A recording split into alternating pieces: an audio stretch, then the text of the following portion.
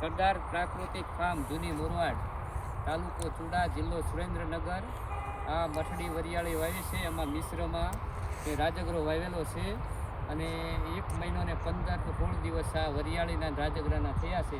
તમે એની રોનક જુઓ, સંપૂર્ણ પ્રાકૃતિક છે. 2016થી હું પ્રાકૃતિક કરું છું. કોઈ કંઈ ફરક નથી. રાસાયણિકવાળાને મારી બાજુવાળાએ 1 મહિનો વહેલી વરિયાળી છે વાવેલી, તો એને જેવડી જ છે મારી. 1 મહિનો મોડી છે તો મારી વરિયાળી એવડી ને એવડી છે. આ તમે જુઓ સાઈડમાં વરિયાળી, આ સાયો છે, એને કંઈ ફરક નથી. અને રાજગરોય થાય છે અને વરિયાળી થાય છે. રાજગરો એમાં હાઈટ ફર્સ્ટ ક્લાસ થઈ ગયો છે. કેડ ઉપર અમુક છાતી હમણાં છોડ થઈ ગયા છે. બસ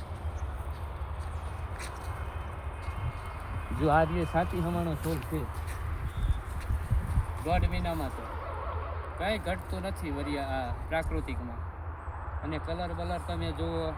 અને આપણે તમે વરિયાળી ચોપો તો 5 દાણા હોય નાખેલા હોય એટલે જાડું થડ લાગે. આ સિંગલ છોડ છે, એક દાણો પડેલો છે, તો એનો ગ્રોથ ને બધું જુઓ. આ વરિયાળી મઠડી વરિયાળી છે. જીરા હારો પાકી જાય. જીરા કરતાં 15 દિવસ મોડી પાકે. આ બતાવી દો બધા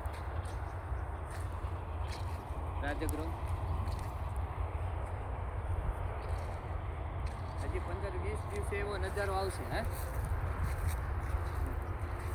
એટલે જો આ રાજગરા નીચે જુઓ, આ રાજગરાની સાયસ વરિયાળી કોઈ કંઈ ફરક નથી. સાયો કોઈ નડતું નથી. બરાબર, તમારી નજરે દેખાય છે. વચ્ચે છે એવું જ છે, કોઈ ફરક નથી. હા જુઓ તમે, આ સાયો છે તો એને સાયો બાયો કંઈ નડતો નથી. એ તો નિંદતા ઓલું કરી થઈ ગયેલું હોય ને એટલે. અને કલર બલર તમે જુઓ, એના તમે થડ જુઓ, સિંગલ થડ છે. એક દાણો વાવેલો છે. તમે આમ વરિયાળી વાવો તો 5-7 દાણા હોય. આ દમતાળે વાવેલી છે. 18ની ગાળી આ વરિયાળી. તમે આ થડના જ જુઓ. તમે આ સિંગલ છોડવાના મૂળ જુઓ, ગ્રોથ જુઓ. આમાં કેનો છંટકાવ કર્યો એના વિશે જણાવો. એક આમાં છંટકાવ કરેલો છે આ સંજીવની ખાદનો, અને મેં ચોખા અને ગોળને હુમિક હાથે બનાવી એ 2 છંટકાવ કરેલો છે.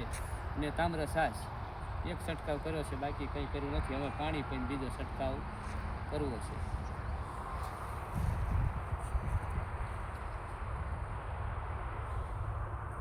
બસ.